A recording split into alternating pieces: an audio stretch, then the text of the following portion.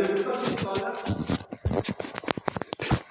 you have to aware what is the peculiarity of Navya language and what is the methodology of Navya language.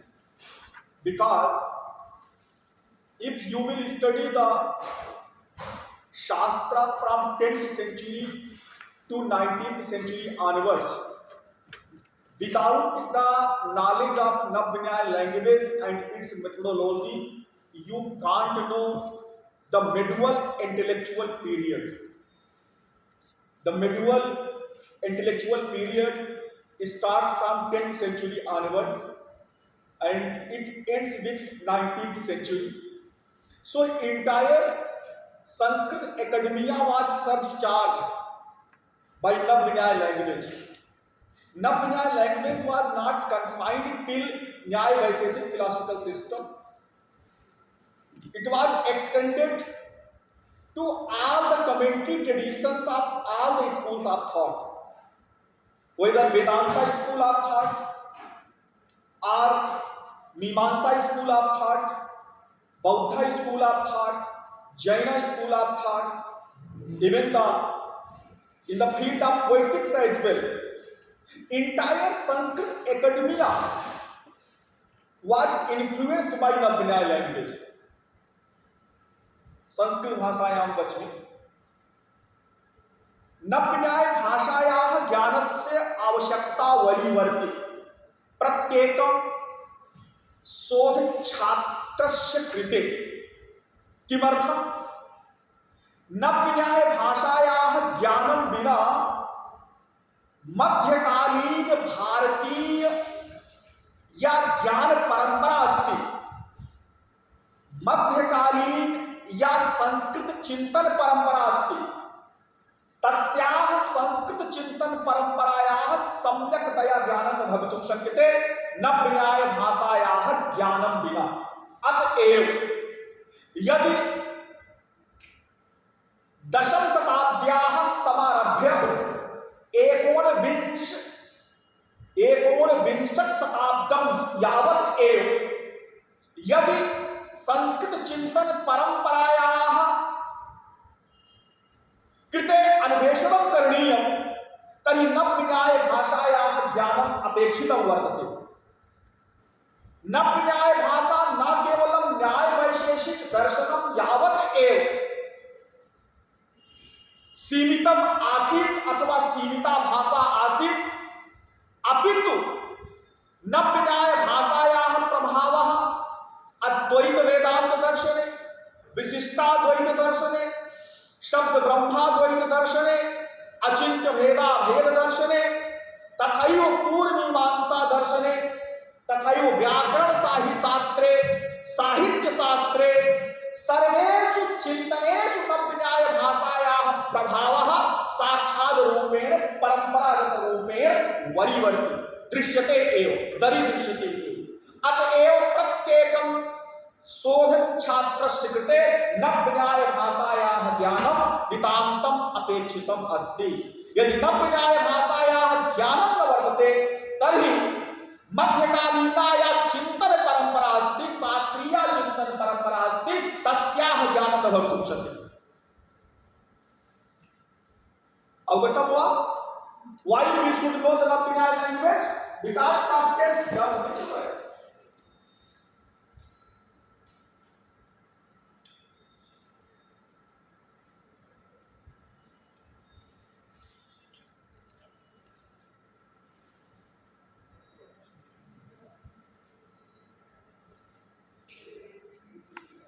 Century, it means 1000 AD till 1900 AD Sanskrit शास्त्र चिंतन परंपरा, संस्कृत शास्त्र चिंतन परंपरा साक्षात रूपेण परंपरागत रूपेण व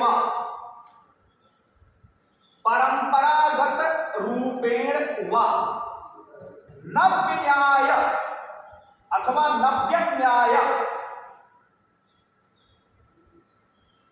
नव्य न्याय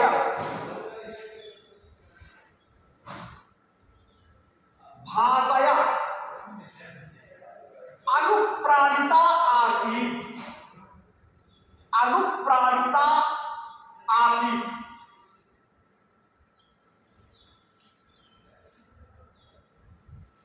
संस्कृत शास्त्र चिंतन परंपरा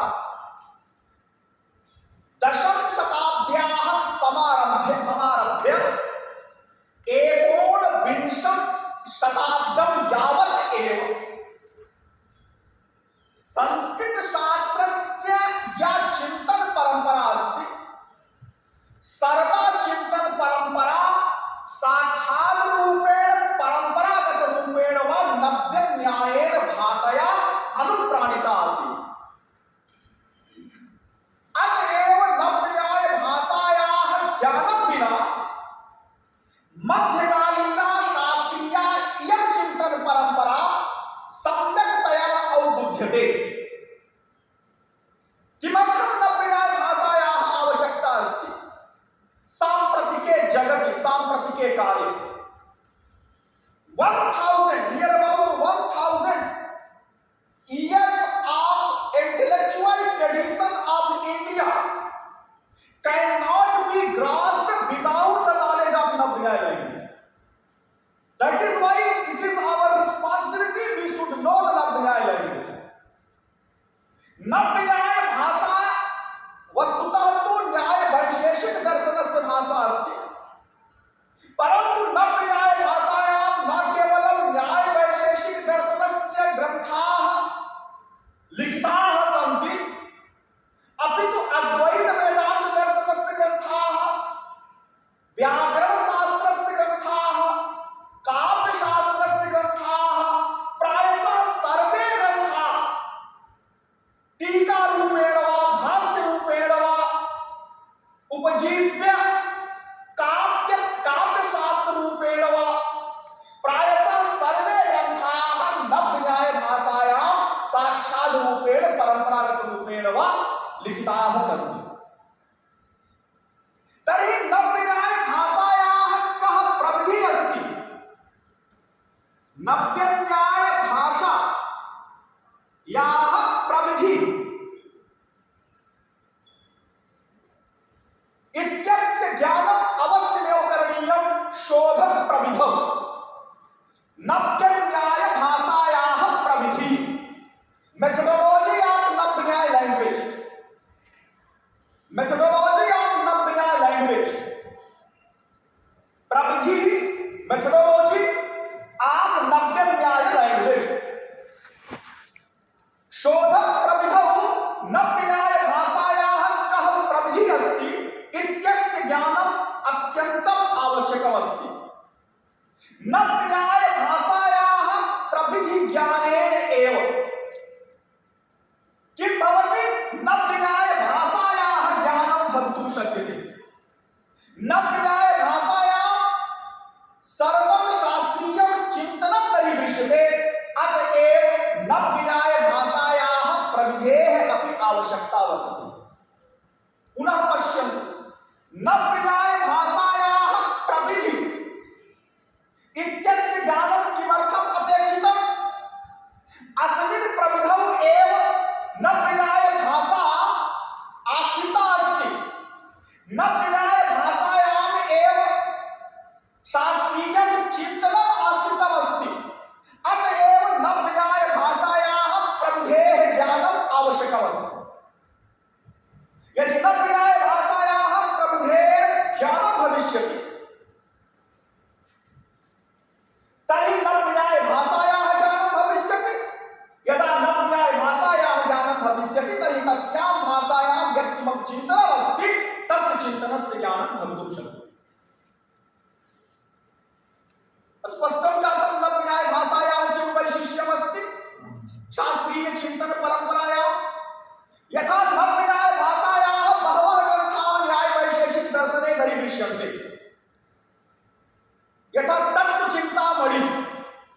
गंगेशोपाध्यायेन विरचितः तत्त्वचिन्तामणि। अयं ग्रन्थः नव्यन्यायभाषायाः आधारभूतः ग्रन्थः।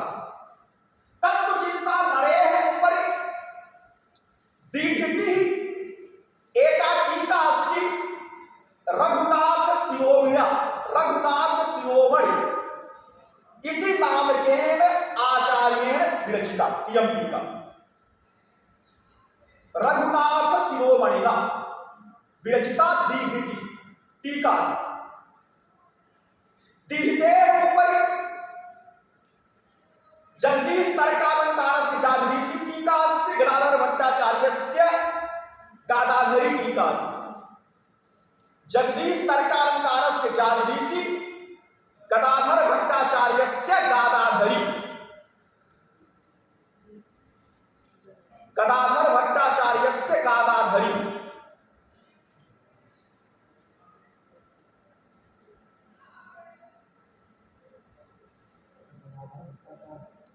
हाँ, गदाधर भट्टाचार्य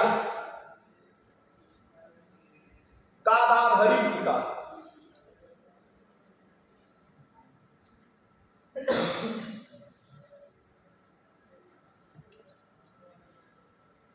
तदुपरांतम नव्यन्याय भाषायाम् उपरि प्रकरण ग्रन्थाः अपि सन्ति। प्रकरण ग्रन्थाः, प्रकरणात्मकाः ग्रन्थाः, प्रकरणात्मकाः ग्रन्थाः यथा न्याय सिद्धांत मुक्तावली। न्याय सिद्धांत मुक्तावली विश्वनाथेन विरचिता नव्यन्याय भाषायाम् एव प्रकरण रूपेण अयं ग्रन्थः अभिज्ञातः। न्याय सिद्धांत मुक्तावली। न्याय सिद्धांत मुक्तावली अपि नव्यन्याय भाषायाम् एव लिखिता वर्तते। नव्यन्याय भाषायाः प्रविधेः ज्ञानं विना न्याय सिद्धांत मुक्तावल्याः अपि ज्ञानं न भवितुं शक्यते। तर्क संग्रहः अपि एकः प्रकरण ग्रन्थः अस्ति। तर्कभाषा अपि एकः प्रकरणात्मकः ग्रन्थः अस्ति।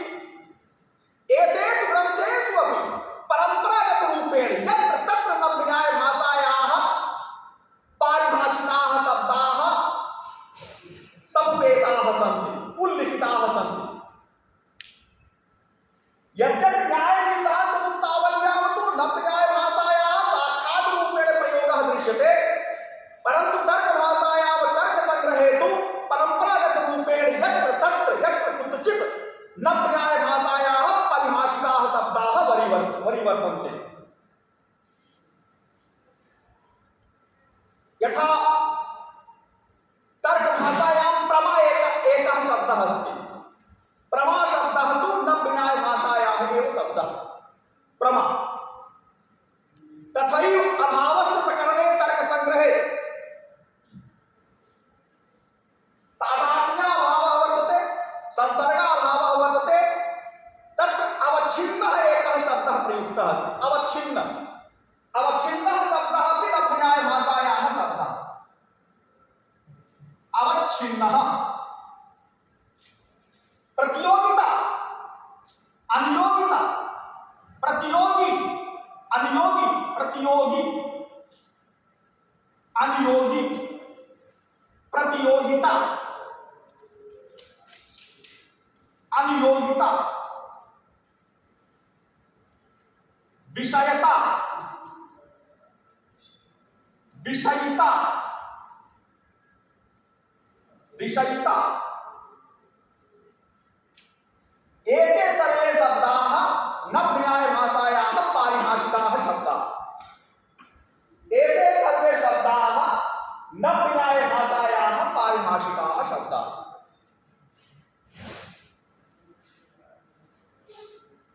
एतेषां शब्दानां नियतः अर्थः वर्तते। नियतः अर्थः अस्ति।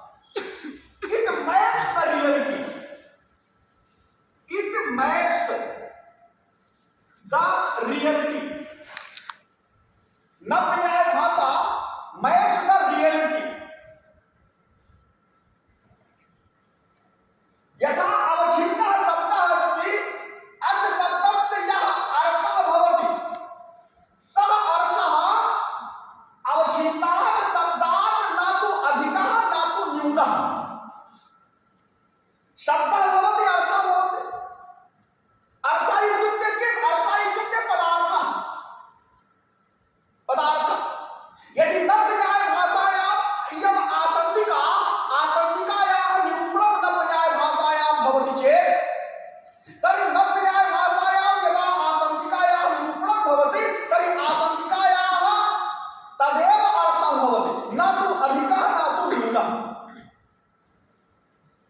बहवः जनाः कथयन्ति भाषायाः एका सीमा भवति। भाषा तु अर्थस्य नियमनं न कर्तुं शक्नोति। केवलं तु भाषया किं भवति, अर्थस्य सङ्केतः भवति। पूर्णरूपेण अर्थस्य नियमनं भाषायां न भवितुं शक्यते। पूर्णरूपेण अर्थस्य निरूपणं भाषायां न भवितुं शक्यते। यत् किमपि वस्तु अस्ति, वस्तोः निरूपणं पूर्णरूपेण भाषायां न भवितुं शक्यते इति एकः विचारः अस्ति। अयं विचारः तु अद्वैत वेदान्त दर्शनस्य विचारः। अद्वैत वेदांत दर्शनस्य ये आचार्याः भवन्ति ते कथयन्ति भाषायां तु वस्तोः सम्यक्तया निरूपणं न भवितुं शक्यते। अद्वैत वेदांत दृशा वस्तु किमस्ति, वस्तु तु ब्रह्म एव अस्ति। तर्हि ब्रह्मणः निरूपणं भाषायां न भवितुं शक्यते। ब्रह्म कीदृशमस्ति, अनिर्वचनीयम्, अवाङ्ग मनस गोचरम्। अस्य तात्पर्यं किं, ब्रह्म एव मीन्स् ब्रह्म एव सत्यं, जगत् मिथ्या अस्ति। तर्हि अद्वैत वेदांत दर्शनानुसारेण तु एकमेव वस्तु अस्ति, तदेव वस्तु ब्रह्म एव। परन्तु ब्रह्मणः निरूपणं भाषायां न भवितुं शक्यते।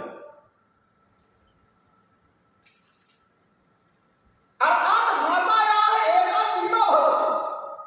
भाषया तु ब्रह्मणः सङ्केतः भवितुं शक्यते, परन्तु ब्रह्मणः ज्ञानम् अथवा ब्रह्मणः निरूपणं तु भाषया सम्यक्तया न भवति। भाषायाः इयम् एका सीमा।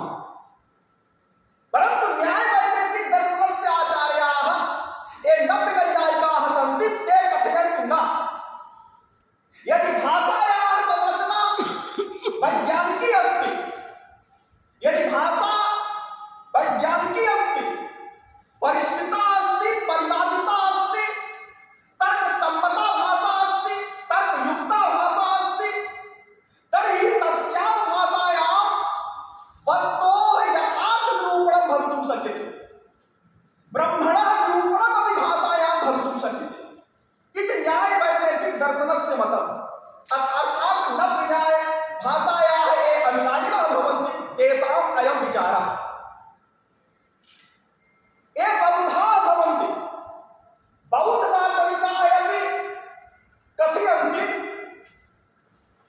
कि भाषायां चिन्तनं या वस्तोः यत्किमपि यथार्थ स्वरूपम् अस्ति, तर्हि तस्य स्वरूपस्य चिन्तनं तु सम्यक्तया न भवितुं शक्यते। भाषायाः काचित् सीमा भवति। स्वलक्षणात्मकं यत् सत् तत् क्षणिकम्। सत् किमस्ति, क्षणिकमस्ति, अर्थक्रियाकारित्वमस्ति, स्वलक्षणात्मकमस्ति।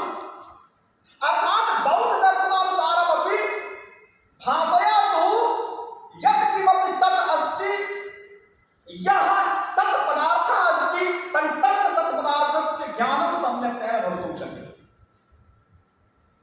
नव्यन्याय भाषायाः आचार्याः ते कथयन्ति न,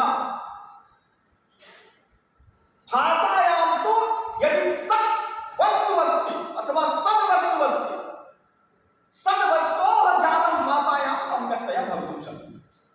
अस्मात् कारणात् ते नव्यन्याय भाषायाः आविष्कारं कृतवन्तः। इयम् एका एव भाषा, विलक्षणा भाषा सम्पूर्णे विश्वस्मिन्।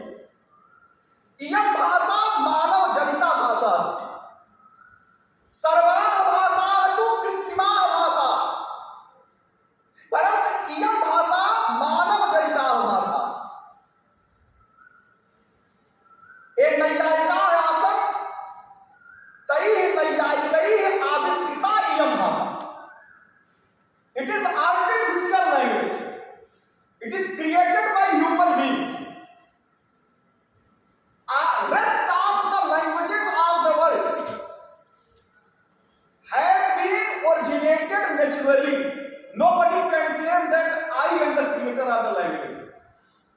But this is also the peculiarity of Nabinae language. It has been created by human beings.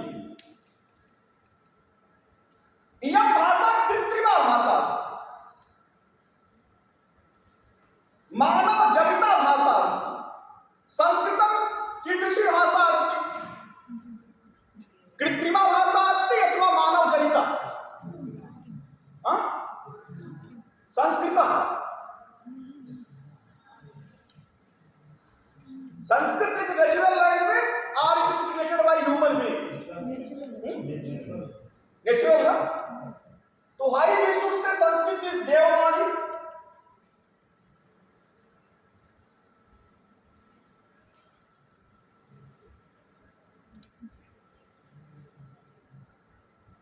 Why we should say Sanskrit is Devavani?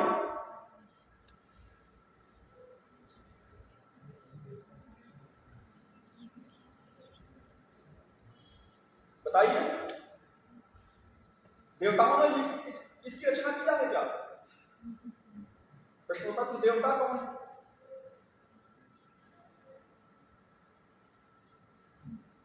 फिर कहोगे कि हमारे गुरु ने बताया था देवता है, तो गुरु के गुरु ने बताया था, तो साइंटिस्ट इसीलिए मानते हैं कि संस्कृत मिथक है, वेस्टर्नर्स नहीं एक्सेप्ट करते। Why we are saying that Sanskrit is Devavani?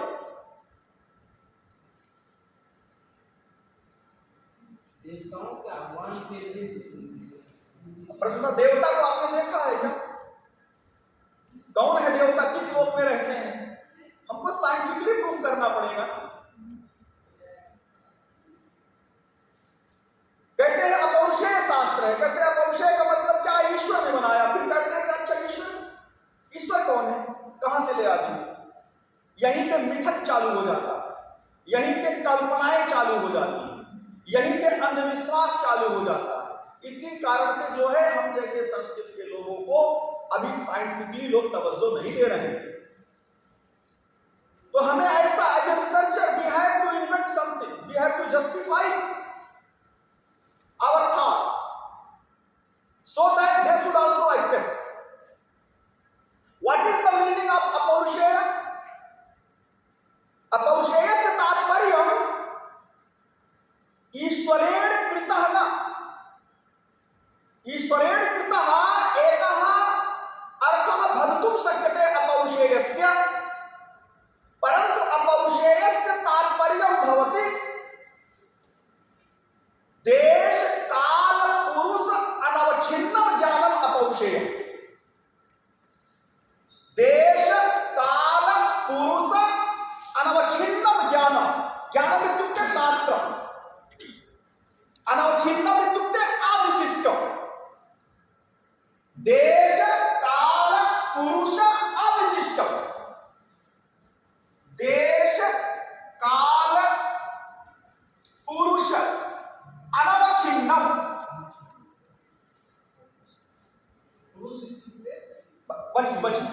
अनवच्छिन्नम् शास्त्रम्,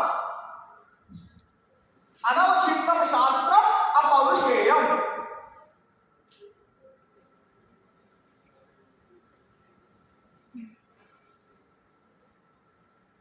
अनवच्छिन्नम् इत्युक्ते अविशिष्टम्।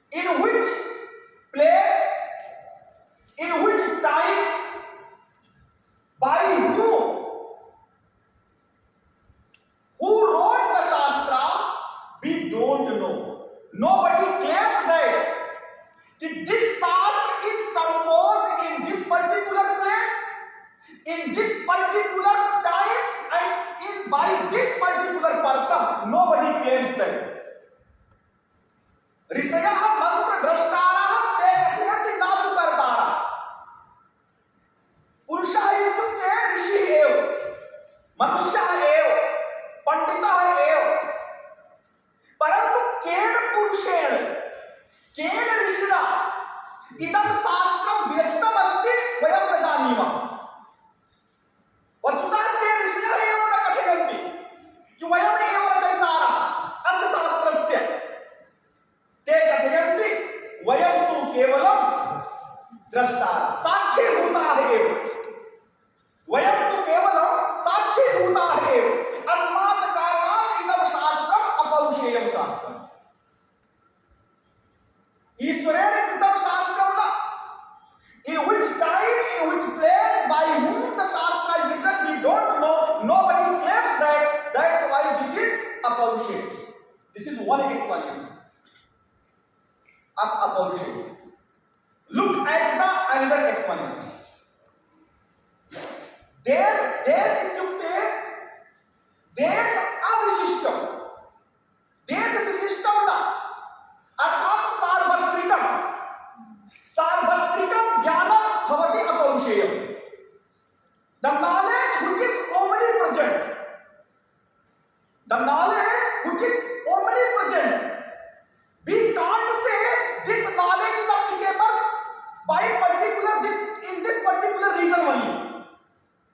The knowledge which is applicable in entire place of the world, universal knowledge, सार्वभौमिकं ज्ञानम अपौरुषेयम। देश अविशिष्टम इत्युक्ते देश विशिष्टम न, देश विशिष्टम इत्युक्ते सार्वभौमिकं ज्ञानम। The knowledge which is universal can be treated as अपौरुषेय। Not only that, सार्वकालिकं ज्ञानम, काल अविशिष्टम शास्त्रम। काल विशिष्टम न, इत्यस्य तात्पर्यं सार्वकालिकं ज्ञानम, सार्वभौमिकं ज्ञानम, सार्वकालिकं ज्ञानम, सार्वजनीनं ज्ञानम भवति अपौरुषेयम्। विशिष्टस्य पुरुषस्य कृते न कि इदं ज्ञानं तु अस्य पुरुषस्य कृते एव, न तु ए सर्वे पुरुषाः भवन्ति तेषां कृते एव। यत्किमपि अपौरुषेयं ज्ञानम् अस्ति तत् ज्ञानं तु सार्वभौमिकम् अस्ति। It is applicable for all the places of the world. तत् ज्ञानं तु सार्वकालिकम् अस्ति। We can't say this knowledge is outdated. It was applicable in thousands and thousands years before only. Now the generation is called Gen Z. You are Gen Z. You know Gen Z? जानते हैं? तो Gen Z नहीं sir, कौन नहीं जानता Gen Z?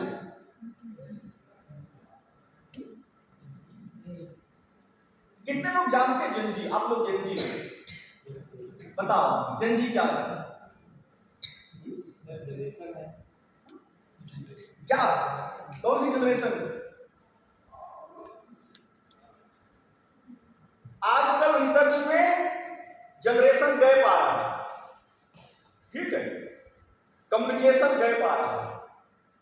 पुराने लोग outdated होते जा रहे हैं, नई जनरेशन कहती है लोग कुछ आता नहीं। से कल गुरु जी आए थे, समझ में नहीं आया क्या बोल के चले जा रहे हैं, क्या बोरिंग लेक्चर था उनका। क्यों? जनरेशन गैप है।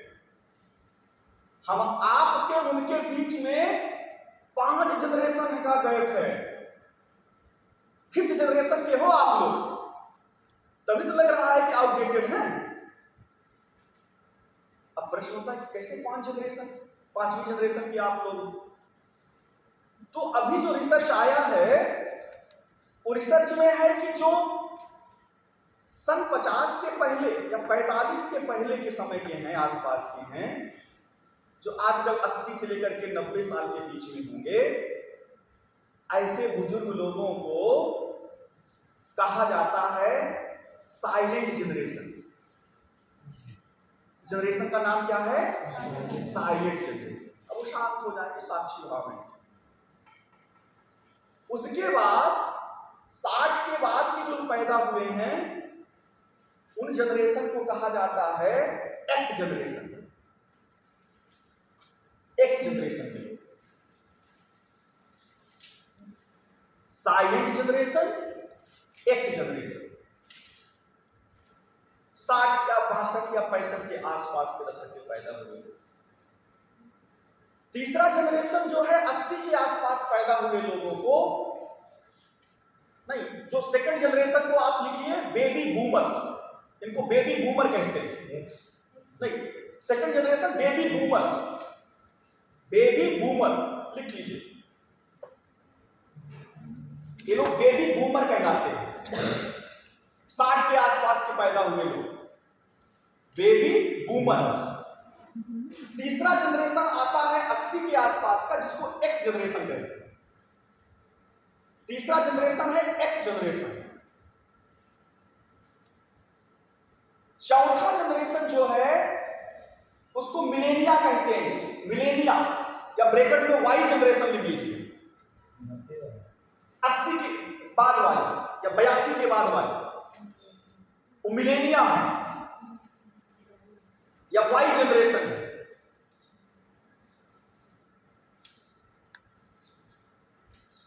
और आप लोग जो है जो 95 के बाद पैदा हुए होंगे, आप सब जेन जी हैं।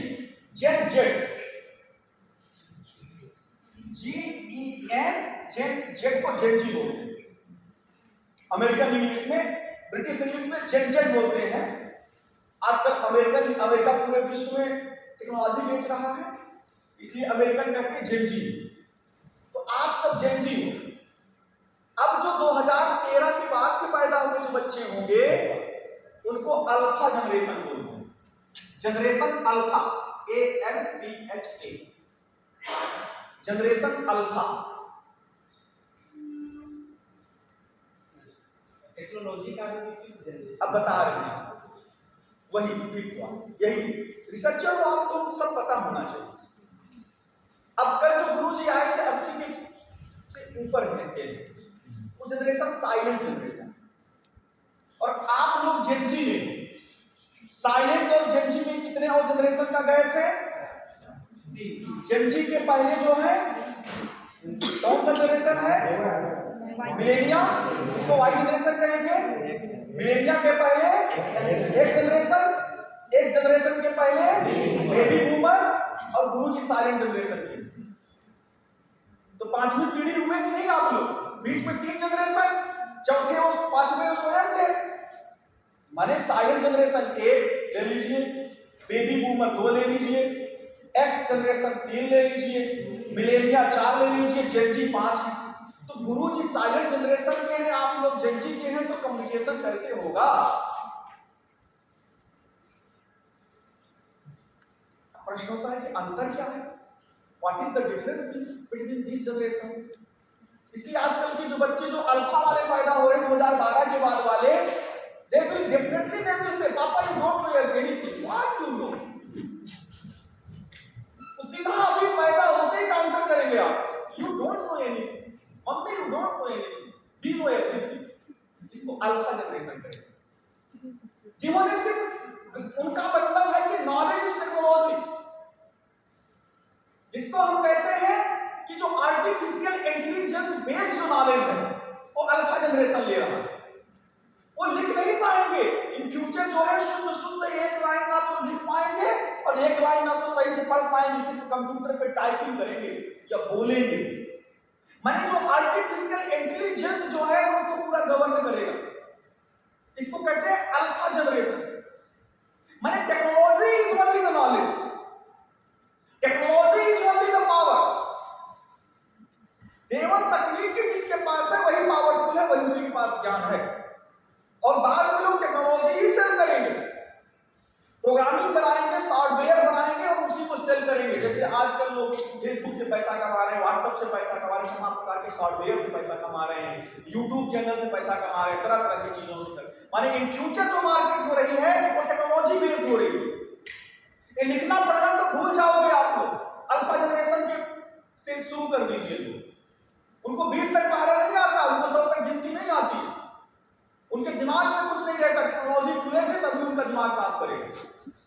उनको पौवा, अद्दा, सवैया, ढेड़ा, रैया ये सब कभी नहीं देखे होंगे, सुने होंगे, बताया घर का मामला होगा। उसको अल्फा जनरेशन कहते हैं।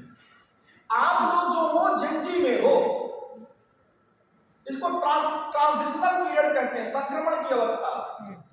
टेक्नोलॉजी के साथ अगर आप अपने को मित्रता नहीं करोगे, समय से बहुत दूर फेंक दिए जाओगे।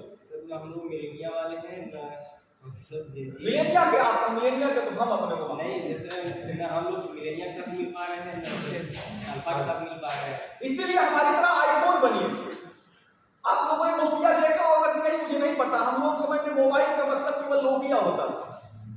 नोकिया ने अपनी टेक्नोलॉजी को जो है मतलब अपडेट नहीं किया, नोकिया मार्केट से बाहर निकल गया। लेकिन एप्पल जब से हुआ है तब से अपनी टेक्नोलॉजी को अपडेट करके समय के साथ चल रहा है। इसीलिए एप्पल अभी जो है पूरे विश्व का सबसे पावरफुल मोबाइल के रूप में माना जा रहा है।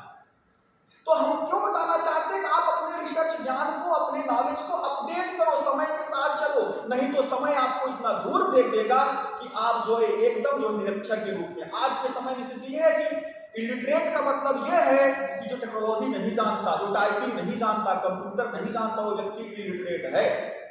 लिटरेट का मतलब वो है जो तकनीकी जितना जानता उतना ही लिटरेट। साक्षरता निरक्षरता की परिभाषा बदल जाएगी अल्फा जनरेशन। और बता दो जो है लोग भाषा के व्याकरण को भूल जाएंगे, क्योंकि सब कुछ एआई आपको करेगा। उनको एक भी वाक्य शुद्ध ना तो लिख पाएंगे ना बोल पाएंगे जो है, क्योंकि सब कुछ एआई बेस्ड हो जाएगा। मैं नहीं जानता कि क्या सही होगा क्या गलत, भी पॉजिटिव हो सकता और भी विकास हो। लेकिन जो स्थिति आने वाली है, जो आपको एज ए रिसर्चर आपको समझना चाहिए, जानना चाहिए जो कि एक समय आएगा कागज से लिखना पढ़ना लोग एकदम भूल जाएंगे, शुद्ध लिख नहीं पाएंगे, शुद्ध बोल नहीं पाएंगे। और इसलिए आपका दायित्व है कि आप जो है एप्पल वाली टेक्नोलॉजी को अडॉप्ट करिए, एप्पल बनिए, जो एक बार अपनी टेक्नोलॉजी को हमेशा ईजाद कर दिया और समय के साथ जो है अपडेट करके चल रहा है। मैं भी उसी का फॉलो करता हूं, जिससे जो है जनरेशन गैप ना हो, क्योंकि पता नहीं अल्फा बीटा गामा किस जनरेशन मुझे पढ़ाना पड़ता है। आप हैं, कल को आपके बच्चे भी होंगे, उनको भी शायद हमको हम ही पढ़ाएं, उन बच्चों को भी पढ़ाएं। 3 जनरेशन तो जब 5 जनरेशन के लोग बैठे हुए हैं तो 3-4 जनरेशन तो पढ़ा ही होंगे। और वो जनरेशन क्या होगा, वो बीटा गामा वाली जनरेशन होगी। इसीलिए अगर अपने आप को अपडेट नहीं करोगे, अपने आप को समय के साथ नहीं लेके चलोगे, तो निश्चित रूप से आउटडेटेड हो जाओगे, मार्केट से निकाल दिए जाओगे। इसलिए अपने को सर्वाइव करने के लिए हमें जो है चीजों को खुले दिमाग से एक्सेप्ट करना पड़ेगा, खुले दिमाग से हमें अडॉप्ट करना पड़ेगा। एप्पल के वसूलों पर चलने की जरूरत है। अब देखिए, जो आपकी जनरेशन है जिसको हम कहते हैं जेनजी है, जो संक्रमण की अवस्था में है।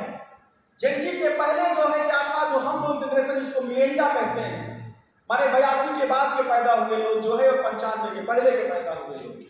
हम लोगों के समय में मात्र साबुन का मतलब लाइफ बॉय होता था, टूथपेस्ट का मतलब केवल जो है कोलगेट ही होता था, टूथपेस्ट का जगह जो चूर्ण होता था उसका मतलब केवल डाबर लाल मंजन होता था, कपड़ा धोने का साबुन का मतलब केवल रिन होता था, और जो सर्फ होता है उसका मतलब केवल निरमा होता था। तो हम लोगों के जनरेशन की बात, हम लोगों के पहले की जनरेशन देखिए, जिसको आप कहते हो जो है कि जो है यक्स जनरेशन, मिलेनिया के पहले। वो यक्स जनरेशन का मतलब जो है जो 80 के पहले और 62 के बाद जो है जो पैदा हुए हैं, या 60 के बाद के पैदा हुए हैं, वो एक ही तब उस समय चलती थी ब्लेड। उसी ब्लेड से नाई जो है कई लोगों का तब तक 3-4 तो मिनिमम को दाढ़ी बना देता था, उससे जो लोगों का मुंडन कर देता। वो ब्लेड जो है एकदम उसकी धार में खत्म हो जाए तब तक वो इस्तेमाल कर सकता था। तो उन लोगों ने देखा है कि एक ब्लेड से 10-10 लोगों के दाढ़ी और बाल बनाए गए। तो ऐसी जनरेशन को हम कहते हैं कि उस कौन सा दौर था, वो दौर था जो है यक्स जनरेशन का। 60 उसके जो मतलब यक्स जनरेशन जो 80 के पहले पैदा हुई है और 62 के बाद में पैदा हुई है। 62 के पहले वाले को देख लीजिए, तब ब्लेड भी नहीं चलता, तब असूरा चलता था, छुरा जिसको कहते हैं, छुरा कहते हैं ना, वो छुरा जो है जनरेशन टू जनरेशन चलता था। वो उस जो नाई था उसको मर जाता था तो उसका लड़का वही छुरे से जो है लोगों की दाढ़ी बनाता था, बाल बनाता था, मुंडन करता था, उस लड़के का लड़का बनाता था। केवल एक हथियार से जो है कई जनरेशन तक जो है वो जो है अपना जो है इस्तेमाल करते थे। तो ऐसी जनरेशन को हम कह सकते हैं जो है वह बेबी बूमर वाला जनरेशन। अब बेबी बूमर के पहले का जनरेशन जिसको साइलेंट जनरेशन कहते हैं, वो धर्म प्रधान जनरेशन था।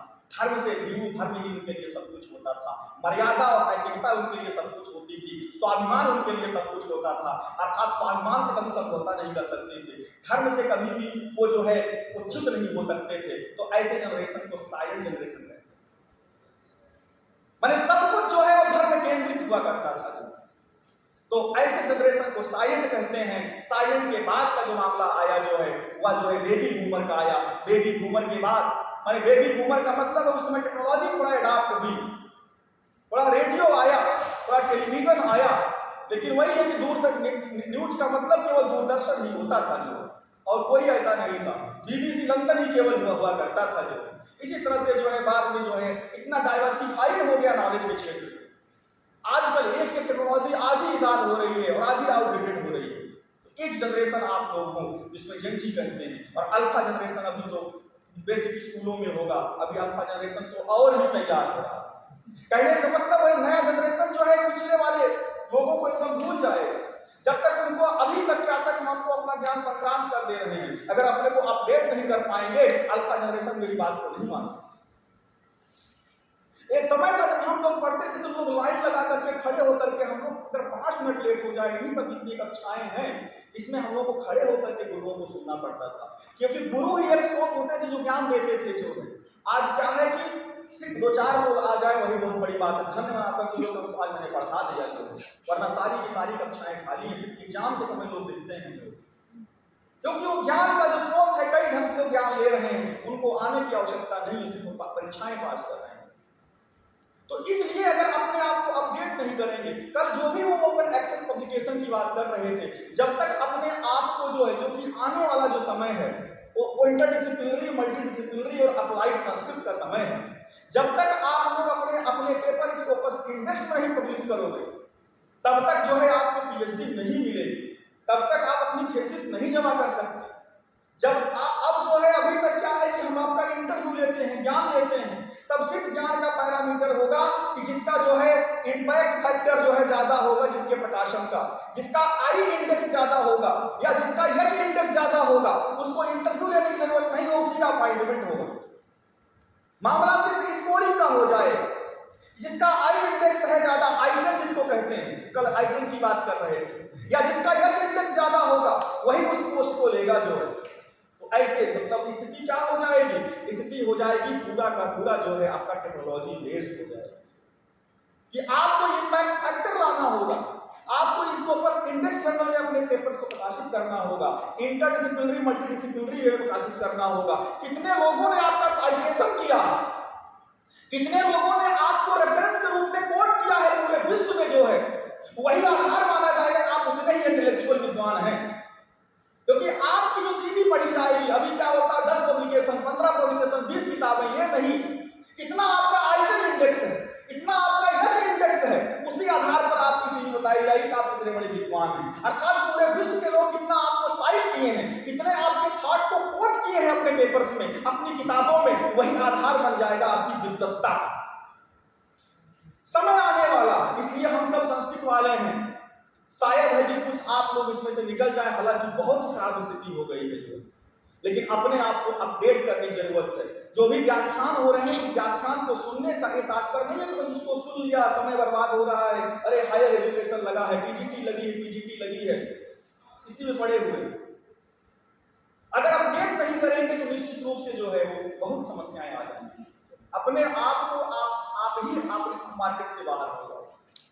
स्पेंसर का उत्तरजीविता का एक सिद्धांत है, स्पेंसर बहुत बड़ा जॉगर्फर था, उसने कहा है कि जो प्राणी, जो मनुष्य जो है संघर्ष करके अपने को बचाएगा, जिसके अंदर संघर्ष करने की क्षमता होगी, वही प्रजाति जो है भविष्य में जो है बची रहेगी, बाकी सारी प्रजातियां नष्ट हो जाएंगी।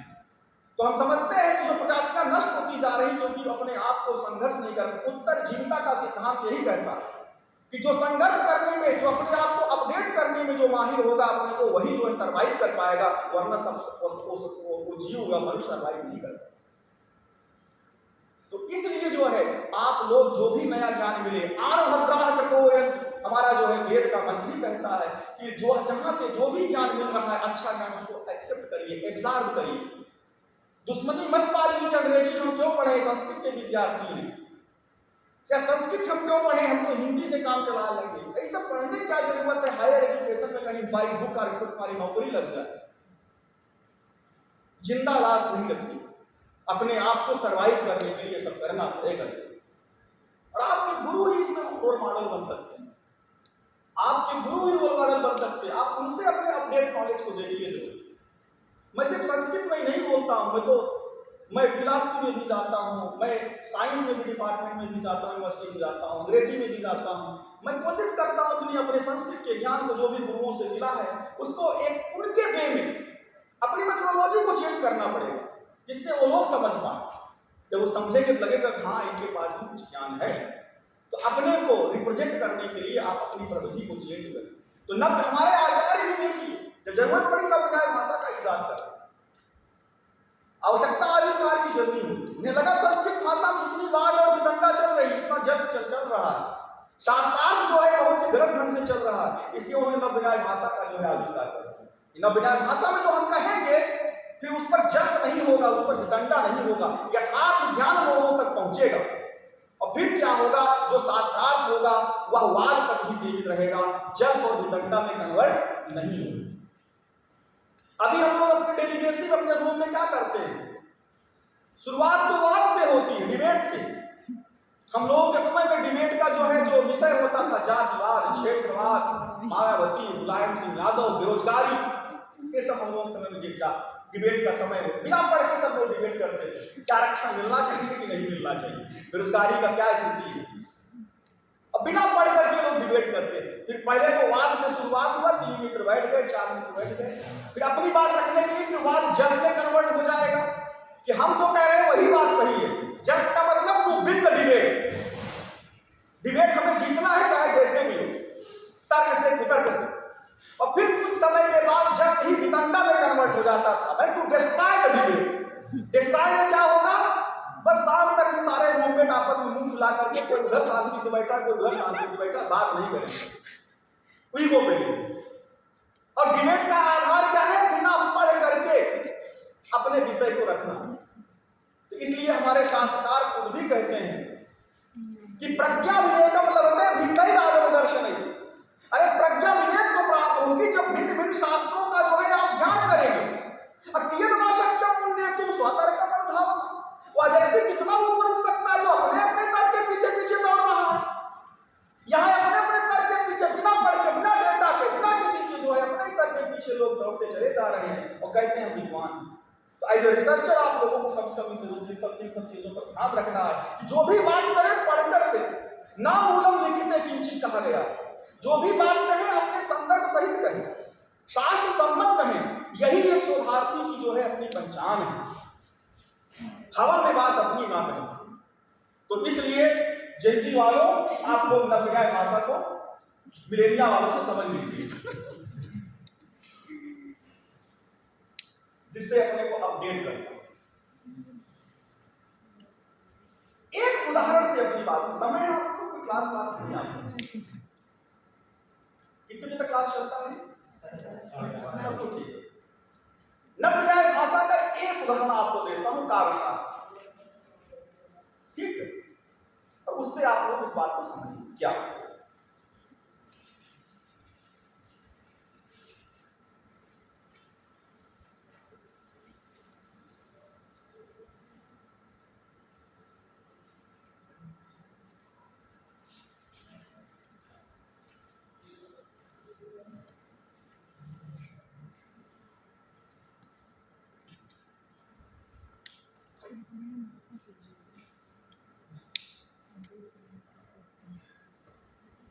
काव्य का लक्षण आप लोगों को पता है, पंडित राज जगन्नाथ का जो नव्य न्याय भाषा में दिया गया है, वो किसी को पता है? नव्य न्याय भाषा में 3 काव्य के लक्षण दिए गए हैं।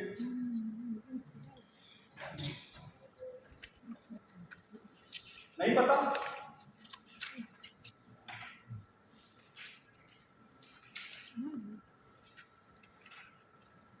चलिए पहला लक्षण बता देता हूं।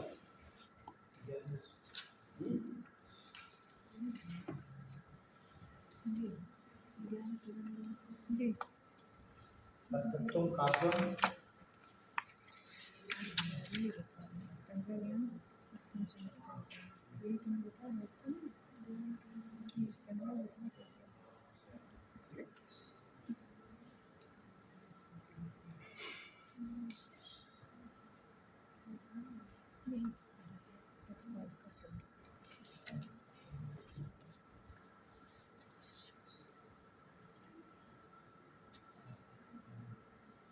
एक काव्य का पहला लक्षण परिष्कृत रूप में पंडित राज जगन्नाथ ने रसगंगाधर को दिया है नव्य न्याय भाषा में।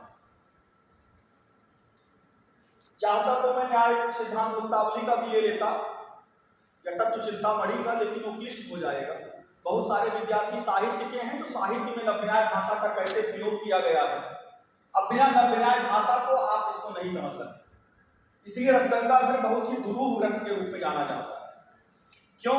क्योंकि बिना नव्य न्याय भाषा के आप इसके अर्थ को नहीं समझ सकते, और नव्य न्याय भाषा को तभी आप जानेंगे जब नव्य न्याय भाषा की प्रविधि को आप जानें। इसलिए नव्य न्याय भाषा की प्रविधि को भी जानना नितांत आवश्यक है। किमस्ति चमत्कार जनक भावना विषयार्थ प्रतिपादक शब्दत्वं काव्यत्वम्। काव्यस्य इदं प्रथमं लक्षणं नव्य न्याय भाषायाम्। अत्र पश्यन्तु काव्यत्वं लिखितमस्ति। काव्यत्वं काव्यत्वम् इत्युक्ते किं? काव्यत्व विशिष्टं काव्यम्। काव्यत्वं किं भवति? काव्यत्वं काव्यस्य धर्मः। काव्यं भवति, काव्यत्वं भवति। काव्यमस्ति धर्मी, काव्यत्वं किमस्ति? काव्यत्वमस्ति काव्यस्य धर्मः। प्रश्नः भवति धर्मः इत्युक्ते किम्? ध्रियते तिष्ठति वर्तते इदः स धर्मः। ध्रियते तिष्ठति वर्तते यः स धर्मः। धर्मस्य इदं लक्षणं नव्य न्याय भाषायाम्। ध्रियते तिष्ठति वर्तते यः, यः कः? यः धर्मः। धर्मः ध्रियते, धर्मः तिष्ठति, धर्मः वर्तते।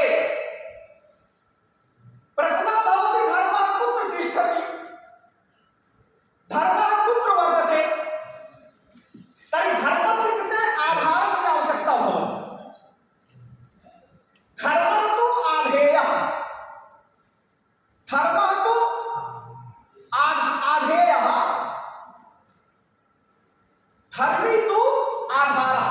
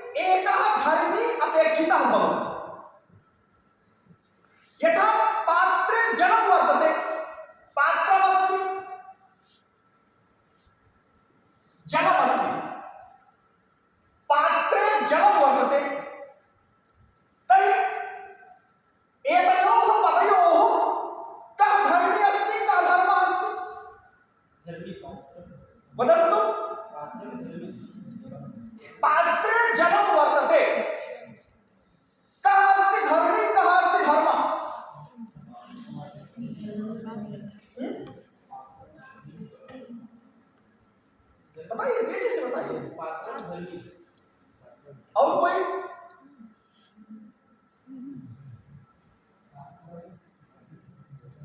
कंफ्यूज क्यों हो गए? सही बोल रहे हैं आप, यहां सही कह रहे हैं। अभी तो समझाया कि जो जहां रहता है जल कहां रहेगा? धर्मी हो गया, पाप धर्म हो गया जल। सीधी सी बात। इसके लिए आप लोग क्यों संकोच कर रहे हैं जी वाले? आप विश्वास के साथ बोलिए, सर जो भी आपने बताया इस नियम के अनुसार यही होगा। मनुष्य अस्ति मनुष्यत्वम् अस्ति, मनुष्यत्वं पुत्र वर्तते, पुत्र तिष्ठति, मनुष्य एव तर्हि मनुष्य धर्मी, मनुष्यत्वं धर्मः। समीचीनम्। तर्हि अनयोः मध्ये कीदृशः सम्बन्धः? धर्म धर्मी भाव सम्बन्धः। काव्यत्वम् अस्ति जाति, काव्यम् अस्ति व्यक्ति। काव्यत्वं जाति, काव्यं व्यक्ति। तर्हि अयं सिद्धः सम्बन्धः, अयं सिद्धः सम्बन्धः किं भवति? समवायः। नित्य सम्बन्धः समवायः। तर्हि काव्य काव्यत्वयोर्मध्ये यः सम्बन्धः वर्तते सः सम्बन्धः समवायः एव। काव्यत्वं धर्मः, काव्यं धर्मी। भवन्तः जानन्ति एव काव्यत्वं किमस्ति? काव्यत्वं विशिष्टं काव्यं भवति। नव्यन्याय भाषा वैज्ञानिकी भाषा अस्ति। तस्य कृते तत्त्वत्रयम् आवश्यकं भवति। तस्य कृते तत्त्वत्रयम् आवश्यकं भवति। एकः भवति धर्मः, अन्यः भवति धर्मी, अनयोर्मध्ये अन्यः भवति सम्बन्धः। इयमस्ति नव्यन्याय भाषायाः संरचना। धर्मस्य ज्ञानं करणीयं, धर्मिणः ज्ञानं करणीयं, अनयोर्मध्ये सम्बन्धस्य ज्ञानं करणीयं। यदा तत्त्वत्रयस्य ज्ञानं सम्यक्तया भवितुं शक्यते तर्हि पदार्थस्य ज्ञानं सम्यक्तया भवति इति नव्यन्याय भाषायाः सिद्धान्तः राद्धान्तः। कथं संरचना अस्ति? अस्याः संरचनात्रयमेव भवति। पदार्थस्य एका संरचना अस्ति। यदि इयम् आसन्दिका अस्ति तर्हि अस्याः आसन्दिकायाः एका वैज्ञानिकी संरचना अस्ति। अस्मात् कारणात् इयम् आसन्दिका भवति। तर्हि अयं शब्दः अथवा अयं शब्दः एकस्य अर्थस्य बोधकः भवति, एकस्य वस्तोः बोधकः भवति। तद् वस्तु अपि वैज्ञानिकरूपेण संरचितमस्ति। मोबाइल अस्ति, मोबाइल किमस्ति? वस्तु अस्ति। अस्य वस्तोः एकं वैज्ञानिकं स्वरूपमस्ति। अस्य वस्तोः एकं वैज्ञानिकं स्वरूपमस्ति। यदि अस्य वस्तोः निरूपणं भाषायां भवति तर्हि अस्य वस्तोः वैज्ञानिकं यत्किमपि स्वरूपमस्ति तस्य स्वरूपस्य निरूपणं भाषायां करणीयम्। तर्हि भाषा किं भविष्यति? भाषायाः संरचना अपि वैज्ञानिकं भविष्यति। यदा भाषायाः संरचना वैज्ञानिकी भविष्यति तदा तस्याः अथवा तस्याः संरचनायां वस्तोः यथार्थरूपेण निरूपणं भवितुं शक्यते। नव्यन्याय भाषा वालों का क्या मत है? Means whatever existence in this universe, each and every padarth or referent has systematic structure. Language refers to the systematic structure. In the systematic structure of each and every referent has been referred by the language. So language must have a systematic structure. If the language not having the systematic structure, then it is unable to deal the referent systematically as well as scientifically. प्रत्येक वस्तु की इस संसार में प्रत्येक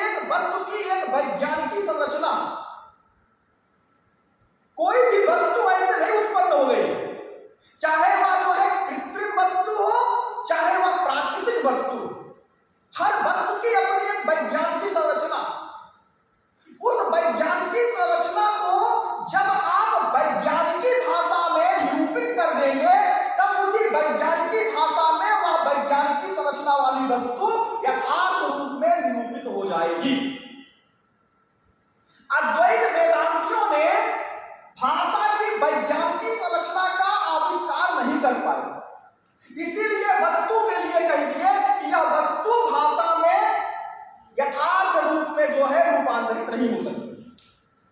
लेकिन हमारे नव्य नैयायिकों ने भाषा पर इतना विचार किया, तत्वान्वेषी सूक्ष्माति सूक्ष्म चिंतन किया कि उस भाषा की अपनी वैज्ञानिक संरचना को उन्होंने विकसित किया, जिसके आधार पर वस्तु की वैज्ञानिक संरचना का रूपांतरण हो सके, उनका निरूपण हो सके। तो language has a structure, this is the structure, because the reality has the structure. Reality means this world is real. Reality has a structure, therefore the language has also a structure. Reality has three basic components. One is the property, means quality. Another is the quality holder, and the third one is the relationship between quality and quality holder. Reality means referent. Referent means vastu, padarth. Vastu has three basic components. One is, suppose this is the chair. So chair has one peculiar quality, and this chair is the quality holder, and the another thing is relationship between quality and quality holder. Suppose if you want to know what is soil, what is prithvi, so first you should know the quality of the prithvi, that is gandha. Then the relationship between gandha and prithvi, that is samvaya sambandh, gud-gudi bhav sambandh. Then you should know the prithvi made by atoms, anu. Then once you got these three basic components of each and every entity, ultimately you are going to know what is this vastu. किसी भी वस्तु को पूरे संसार में जानने के लिए तीन तत्वों की आवश्यकता होगी। एक तो उस वस्तु की जो क्वालिटी है, जिसको हम कहते हैं विशिष्ट धर्म, असाधारण धर्म जिसको कहते हैं, उस असाधारण धर्म को जान जाओ, उस वस्तु को जान जाओ, और उस असाधारण धर्म का उस वस्तु के साथ कैसा संबंध है इसको जान जाओ, तो अल्टीमेटली उस वस्तु के स्वरूप को आप जान जाओ। बात समझ में आ रही है? अब यदि भाषा की संरचना को भी तीन ही भागों में बांटना होगा, क्योंकि वस्तु की तीन ही संरचना है बेसिक।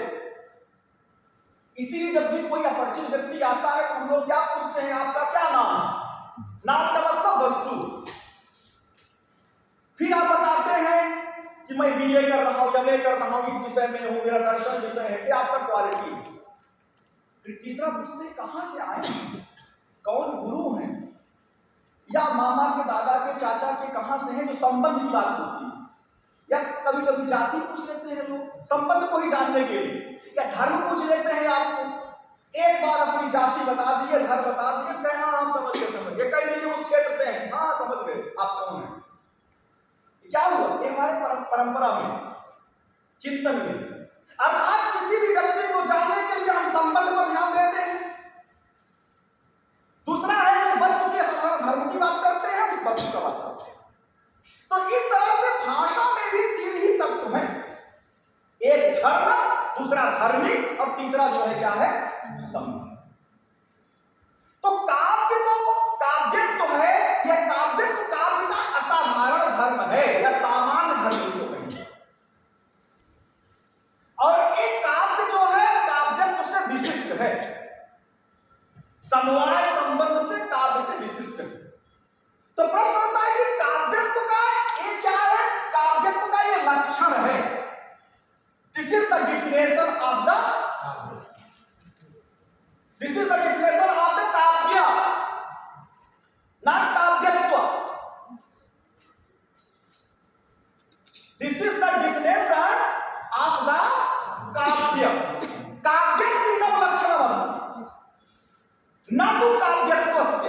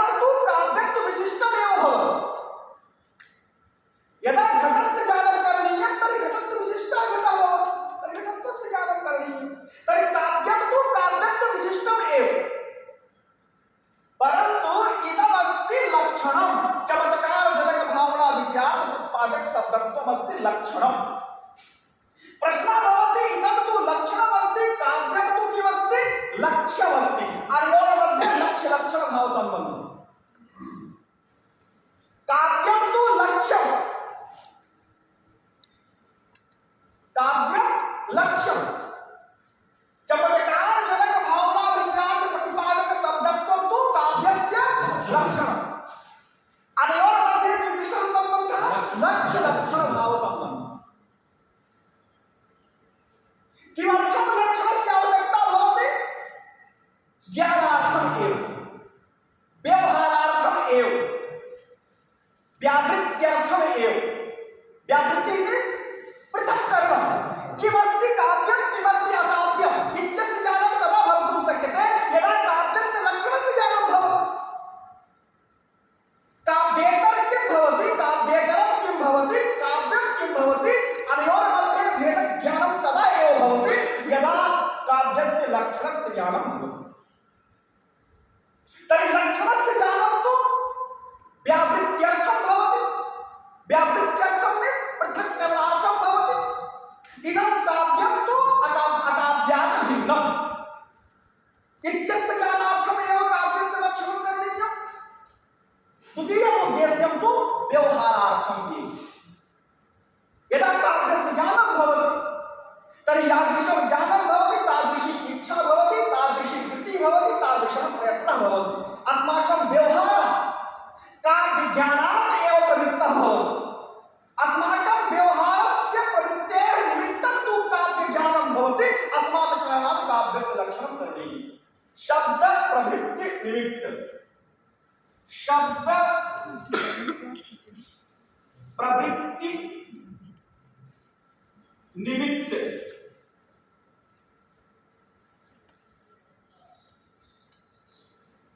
शब्द के व्यवहार, व्यवहार व्यवहार प्रवृत्तेः निमित्तम्।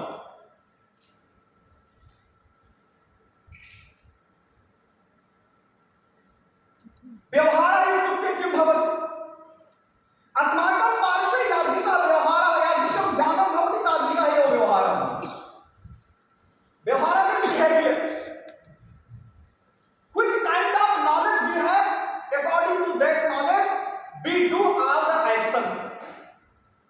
यादृशं ज्ञानं भवति तादृशः अस्माकं व्यवहारः भवति। सर्वव्यवहार हेतुर्गुणो बुद्धिर्ज्ञानम्, सर्वव्यवहार बुद्धिर्गुणो बुद्धिर्ज्ञानम् इत्यस्य को अर्थः? अर्थात् ज्ञानं तु ये सर्वे व्यवहाराः भवन्ति तेषां व्यवहाराणां कृते हेतुः ज्ञानं, कारणं। प्रश्नः भवति कति व्यवहाराः भवन्ति? व्यवहारमपि त्रिविधम्। व्यवहारः अपि त्रिविधः। एकः व्यवहारः भवति प्रवृत्तिः, निवृत्तिः, औदासीन्यम्।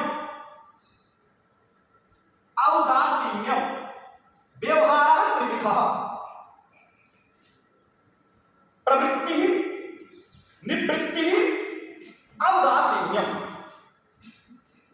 न्यूट्रलिटी। प्रवृत्ति means suppose we got some knowledge, we acquired some knowledge. As per knowledge we will do some action. Otherwise the second state is that we got some knowledge, then we will be get rid of, we will draw back from that knowledge. The third option is otherwise we will be neutral. जब vote bank की politics होती है democracy में ना, BJP के हैं, सपा के लोग हैं, सब लोग जान गए कि बीजेपी के कैंडिडेट है, सपा के कैंडिडेट। तो या तो बीजेपी के कैंडिडेट की सपोर्ट करने के लिए प्रचार करेंगे, कन्वासिंग करेंगे, या तो कहेंगे नहीं बीजेपी वाले ठीक नहीं है, सपा वाले को खेल करते हैं, मतलब बीजेपी से निवृत्ति हो गई। कुछ ऐसे भी हो गए को नृप होए हमें का माननी, जो भी सरकार होगी उसी के साथ हो जाए, न्यूट्रल हो जाए। बीजेपी वालों को भी कहीं वोट देंगे और सपा वाले को भी कहीं कहेंगे वोट देंगे। निवृत्ति, औदासीन। तो एक तो पॉजिटिव, दूसरा निगेटिव और तीसरा। अरे तीनों प्रकार का ज्ञान हमारे तीन प्रकार के गुणों पर आधारित, क्योंकि नेचर में तीन प्रकार के गुण हैं, सत्वगुण, रजोगुण और तमोगुण। तो तमोगुण आपके न्यूट्रलिटी का प्रतीक है, सत्वगुण आपके पॉजिटिव एक्शन का प्रतीक है और रजोगुण आपके निगेटिव एक्शन का प्रतीक है। ये हमारे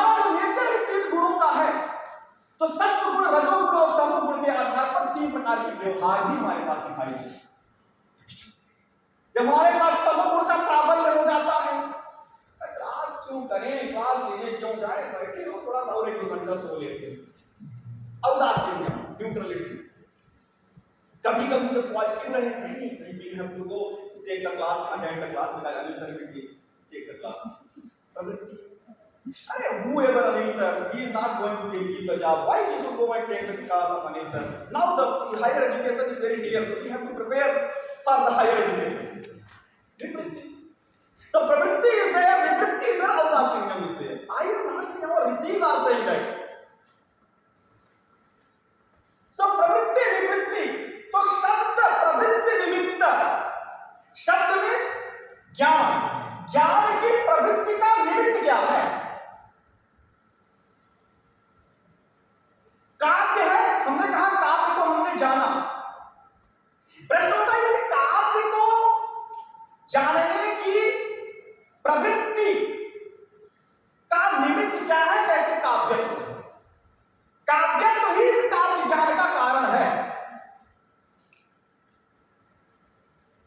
इसलिए जब कभी कभी जब मैं हिंदी में बोला करूं तो आप लोग डिक्शनरी लेके बैठे, कल मैंने कहा था निरुपमा त्रिपाठी मैडम को कि संचालन कर्म की प्रवृत्ति की निमित्त डॉक्टर आचार्य निरुपमा त्रिपाठी बोले। संचालन कर्म की प्रवृत्ति को जीवंत करने वाले, जीवंत का मतलब वही निमित्त से लिया है। क्योंकि काव्य का ज्ञान तब तक नहीं हो सकता जब तक काव्यत्व नहीं हो सकता। काव्यत्व से ही काव्य जीवंत होता है। तो काव्य का जीवन क्या है? काव्यत्व। काव्य का निमित्त क्या है? काव्यत्व है। अर्थात शब्द की प्रवृत्ति का जो निमित्त है वह जो है काव्यत्व है। और इस काव्यत्व को हम कैसे जानेंगे? इसी लक्षण से जानेंगे। पृथ्वी को कैसे जानोगे? कहते हैं पृथ्वी को उसके लक्षण से जानेंगे। तत्र गंधवती पृथ्वी। जब पृथ्वी जान गए तो पृथ्वीतर क्या चीज है उसका अपने आप ज्ञान हो जाता है। ज्ञान करके हम क्या करेंगे? या तो पृथ्वी की तरफ प्रवृत्त होंगे, या तो निमित्त या निवृत्त होंगे, या तो उदासीन। तो काव्य, इसीलिए जो ज्ञान की बात कहते हैं, ज्ञान पूर्वक शब्द व्यापार की भी बात करते हैं। ऋषियों ने यह भी चिंतन किया है कि ज्ञान पूर्वक शब्द व्यापार, ज्ञान पूर्वक शब्द व्यापार, ये भी आप लोग लिख लीजिए।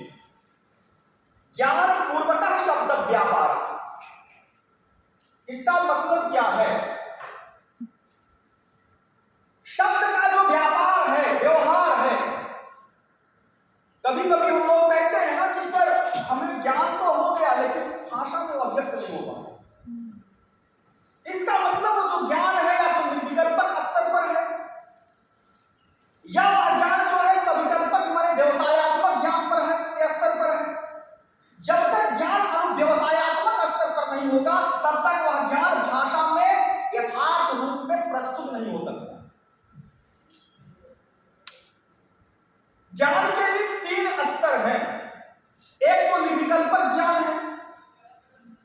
निर्विकल्पक ज्ञान का मतलब जब पहली बार कोई ज्ञान करोगे तो लगेगा यथेदम किंचित, कुछ हो रहा है, दिमाग में पड़ेगा। 33% आपको उस ज्ञान का लाभ हो। फिर उसमें जब आप मनन करोगे, ये तो श्रवणात्मक ज्ञान हुआ। जब आप क्रिटिकल थिंकिंग करोगे, मनन करोगे, तब वह ज्ञान क्या होगा? वही निर्विकल्पक ज्ञान सविकल्पक ज्ञान के रूप में परिणत हो जाएगा। लेकिन वह भी जो है केवल व्यवसायत्मक ज्ञान तक ही सीमित रहेगा, अयम घटः तक ही सीमित रहेगा। वह ज्ञान आप भाषा में उसको अभिव्यक्त नहीं कर पाएंगे, केवल ज्ञान को आपने बुद्धिस्थ कर लिया। लेकिन भाषा में अभिव्यक्त करने के लिए आपको उस ज्ञान पर निधिध्यासन करना होगा। निधिध्यासन का मतलब मेडिटेशन करना होगा, ध्यान करना होगा। उस ज्ञान के जो ज्ञान का जो आकार है, उस आकार से अपने चित्त को आकारित करना होगा। तदाकाराकारित चित्त के रूप में अपने आप को एक योगी के रूप में जब अपने व्यक्तित्व को विकसित करोगे, तब वह ज्ञान क्या हो जाएगा? अनुव्यवसायत्मक ज्ञान के रूप में हो जाएगा। तब वह ज्ञान भाषा में यथार्थ रूप में अभिव्यक्त हो जाएगा। इसीलिए हमारे पूर्वजों ने कहा है कि किसी भी ज्ञान के लिए 3 बार का रिपीटेशन मस्ट है। पहली बार जो इंफॉर्मेशन, जिसको श्रवण कहते हैं, श्रवण से आपको 33% ज्ञान होगा। इस पर जब आप घर जाकर के मनन करेंगे तो 66% हो जाएगा। और 99% तब होगा जब इस पर आप निध्यासन करोगे। आप अपने चित्त को शांत करके जब आप इस पर ध्यान करोगे, इस ज्ञान को प्राप्त करोगे, आत्मसात करोगे, तब यह ज्ञान 99% आपके व्यक्तित्व का हिस्सा बन जाएगा। फिर वह शब्द में अभिव्यक्त हो जाएगा। शब्द व्यापार, वही ज्ञान यथार्थ रूप में आप भाषा में अभिव्यक्त कर पाएंगे जब वह ज्ञान आपके व्यक्तित्व का हिस्सा बन जाए। और व्यक्तित्व के हिस्सा बनने के लिए निध्यासन करना नितांत अपेक्षित है। हम नहीं कह रहे हैं, ऋषि कहते हैं ज्ञान पूर्वकः शब्द व्यापार। शब्द का व्यापार जो है ज्ञान पूर्वक होता है। अर्थात यदि भवतां पार्श्वे भवतीनां पार्श्वे ज्ञानम वर्तते तदा एव ज्ञानस्य अभिव्यक्ति भाषायां भवितुं शक्यते। यदि ज्ञानम न वर्तते सम्यक्तया तर्हि तस्य ज्ञानस्य अभिव्यक्ति भाषायां सम्यक्तया भवितुं शक्यते। न्याय वैशेषिक दर्शनस्य इदम एव चिन्तनमस्ति। ज्ञानम तु यथार्थ रूपेण करणीयम्, वस्तोः ज्ञानम सम्यक्तया करणीयम्। प्रश्नः भवति वस्तोः ज्ञानम सम्यक्तया कदा भवितुं शक्यते? यदा तार्किकरीत्या ज्ञानस्य प्रस्तुतिः भवति भाषायां तदा ज्ञानस्य सम्यक्तया अवबोधनं भवितुं शक्यते। ये गुरवः भवन्ति, ये आचार्याः भवन्ति, ये योगिनः भवन्ति, ये ऋषयः भवन्ति। यदि तेषां पार्श्वे वैज्ञानिकी भाषा अस्ति, तार्किकी भाषा अस्ति, तर्हि भाषायां यदा ते निरूपणं करिष्यन्ति तदा सम्यक्तया शिष्याः अपि ज्ञानस्य अवबोधनं कर्तुं शक्नुवन्ति। अयम् एव विचारः आसीत्, अयम् एव सिद्धान्तः आसीत् न्यायवैशेषिक दर्शन से परिप्रेक्ष्ये। तर्हि अत्र पश्यन्तु, काव्यत्वस्य ज्ञानं तु करणीयम्। अर्थात काव्यम तु काव्यत्व विशिष्टम एवं काव्यत्वम तु धर्मः, काव्यम तु धर्मी, अनयोर मध्ये धर्म धर्मी भाव संबंधः। काव्यम अस्ति लक्ष्यम, काव्यस्य लक्षणं करणीयम्। लक्षणं तु असाधारण धर्म वचनम् एव भवति। लक्षणं किं भवति? लक्षणे तु वाक्यं भवति, वचनं भवति, परन्तु तस्मिन् वाक्ये वस्तोः असाधारण धर्मस्य निरूपणं भवति। असाधारण धर्मस्य काव्यं किं?